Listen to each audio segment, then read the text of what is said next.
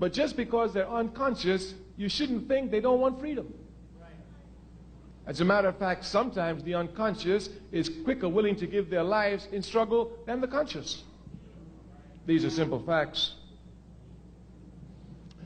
Would you imagine what it would be like when we are conscious rebellious, when we consciously organize to rebel in Los Angeles with reason? I mean, making supply lines, making sure armaments are there, having hospital aids, having fire brigades, just like they do even in Ireland. Nothing big, just a little planning. Just a little planning. This is what we want to speak to you about this evening. Making the unconscious conscious.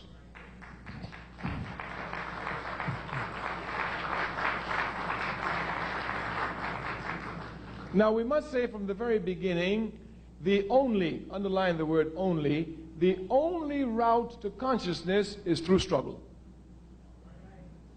Now, for example, we've shown you the unconscious struggle. Those who rose up in righteous rebellion against the state police in Los Angeles, they were consciously involved in struggle. They were involved in struggle, unconscious but involved in struggle. The conscious must understand precisely what their task is, and we've said this 2 years ago here, we repeat it. Ours is not to teach the people to be conscious, but to make them conscious of their unconscious behavior. Our task is not to teach the conscious to teach the unconscious to be conscious, but to make them conscious of their unconscious behavior. Because unconsciously, instinctively, they seek freedom. What we must do is make them conscious. Look, you want freedom anyway. Let's be serious. Let's sit down. Let's plan it. Let's wage protracted war, and let's tear down the system and walk on to liberation. It's as simple as that.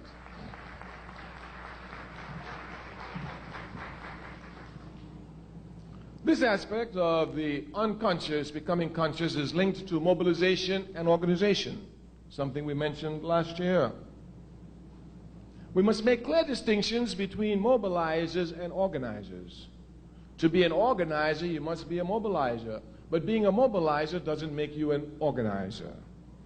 Much confusion is to be found here. Malcolm X was a great mobilizer. He was a great organizer.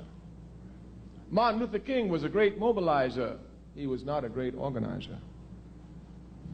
These facts can be easily seen from King and Malcolm. When Malcolm went to a place, he left a mosque. When King went to demonstrations, he broke down desegregation and he moved on.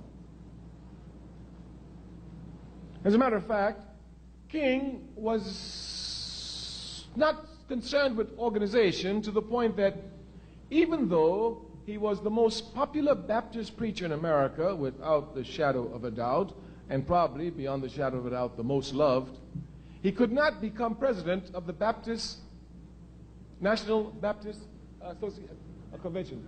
Yeah, so many of them. The National Baptist Convention.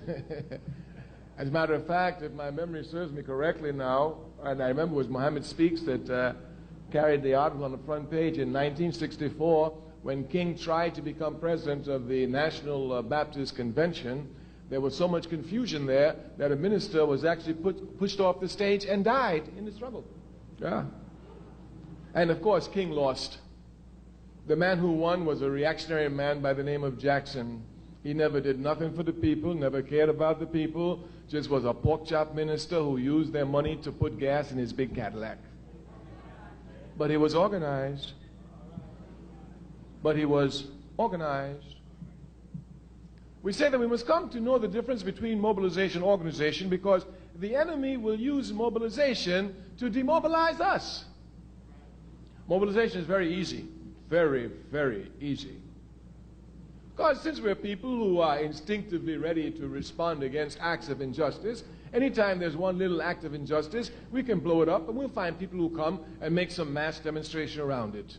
Miss Sally lost her job. Let's rally. She'll get her job back. People will come and rally. So-and-so got kicked out of school because the teacher's unjust. The people will come and rally. They will come to rally at issues. And this is what mobilization does. It mobilizes people around issues. Those of us who are revolutionary are not concerned with issues. We're concerned with the system. The difference must be properly understood.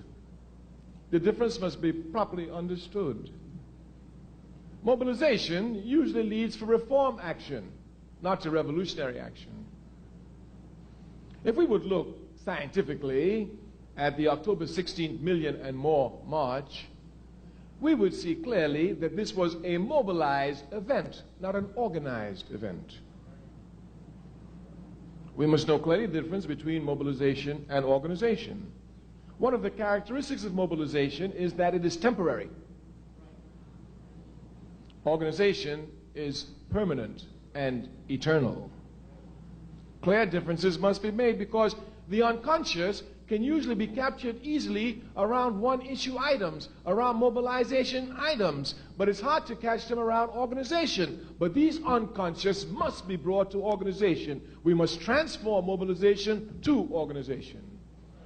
We say the enemy will come and use mobilization to demobilize us. Many brothers and sisters who've been to the million and more march will say to you, I was there. Well, what are you doing today, my sister? I was there. There weren't too many sisters out there, but you know, with a million brothers together, you know where I had to be. I was there. Yes. And then, of course, you find brothers, yeah, I was there. I helped you. What are you doing today, brother? If we're not careful, we allow mobilization to become events. The struggle is never an event. It's a process, a continual, eternal process.